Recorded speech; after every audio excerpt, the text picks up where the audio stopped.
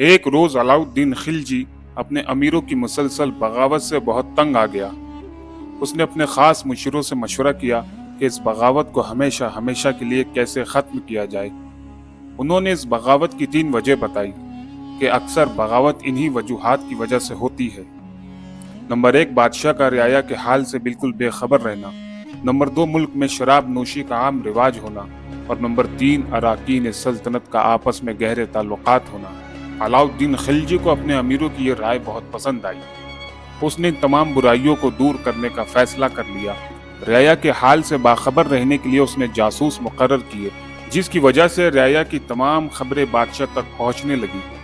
نوبت یہاں تک آ گئی کہ بادشاہ کے امیر رات کو اپنے اہل و عیال کے ساتھ جو باتیں کیا کرتے تھے وہ تک بادشاہ تک پہنچنے لگی، اور جب وہ صبح کو بادشاہ کے دربار میں حاضر ہوتے تو بادشاہ رات کی گفتگو ہو بہو سنا دیتا، جس کی وجہ سے وہ چونک جاتے، جس کا نتیجہ یہ ہوا کہ لوگ آپس میں بات کرنے سے بھی کتراتے تھے۔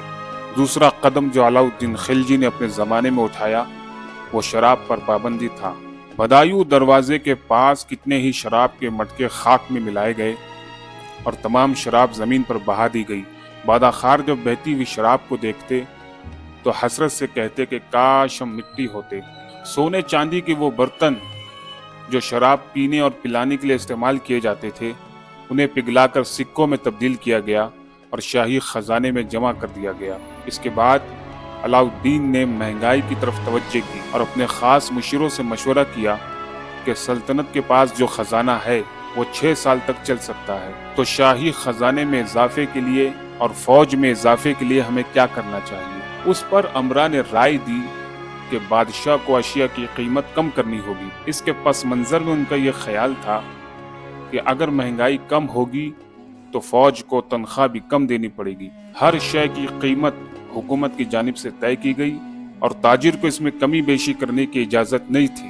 اشیاء کی قیمت جو دلی میں تھی وہی ہندوستان کے دوسرے علاقوں میں تھی۔ اس کے علاوہ علاؤالدین خلجی نے الگ الگ منڈیاں قائم کی اور ملک قبول کو منڈی کا نگران بنایا۔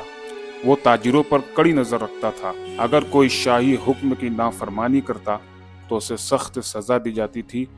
کم سے کم جو سزا دی جاتی وہ یہ تھی کہ ان کے کان اور ناک کاٹ دیے جاتے۔ بدایو دروازے کے پاس ہی ایک نئی سرائے تعمیر کی گئی جس کا نام عدل سرائے رکھا گیا۔ یہ بھی ایک طرح کی منڈی تھی۔ یہ صبح فجر سے لے کر ظہر تک کھلی رہتی اور اگر کوئی شخص یا کوئی دکاندار مقررہ وقت سے پہلے یا بعد میں اپنی دکان کھلی رکھتا تو اسے سخت سزا دی جاتی، جس کا نتیجہ یہ ہوا کہ معاشی اعتبار سے امن و امان آ گیا اور معاشی حالت درست ہو گئی۔ مگر اس کے باوجود بھی علاؤالدین خلجی مطمئن نہیں ہوتا تھا اور چھوٹے چھوٹے بچوں کو بازار میں خرید و فروخت کے لیے روانہ کرتا، اور جب وہ واپس آتے تو ان سے اشیاء کی قیمت دریافت کرتا، اور اگر کسی نے زیادتی کی ہوتی تو اسے سخت سزا دی جاتی۔ دوستو، مورخین کہتے ہیں کہ دلی سلطنت میں علاؤالدین خلجی کا یہ نایاب طریقہ نہ اس سے پہلے کسی بادشاہ نے اس پر عمل کیا اور نہ اس کے بعد کسی بادشاہ نے اس پر عمل کیا، جبکہ اس زمانے میں نہ تو سوشل میڈیا اور نہ CCTV کیمراز تھے۔ اس کے باوجود بھی اس نے پورے نظام کو کنٹرول کر لیا۔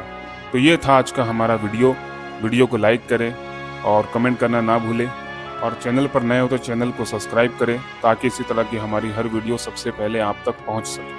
تو پھر ملتے ہیں اگلی ویڈیو میں، جب تک کے لیے اپنا خیال رکھیے۔